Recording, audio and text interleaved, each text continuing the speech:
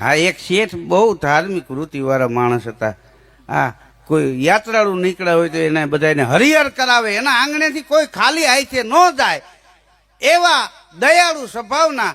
અને એ ગુજરી ગયા. હવે ગુજરી ગયા એ નરકમાં ગયા તો ત્યાં એના ગામના બે ચોર મળ્યા.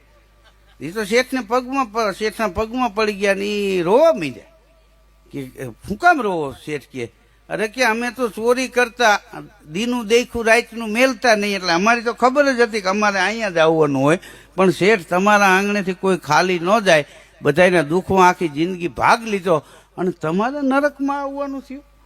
હા, હિબકે ચડી ગયા ચોર. તમને નરક કેમ મળ્યું? શેઠને દાંત આવ્યા. ચોરને એમ થયું કે એના દુઃખને અમે રોઈશી આવડો દાંત કાઢે. હા, એ કે તમને નરક કેમ મળ્યો? એ કે હું ભલે સારા કામ બહુ કર્યા પણ રોજ સવારમાં ખોટું બોલતો. કે શું?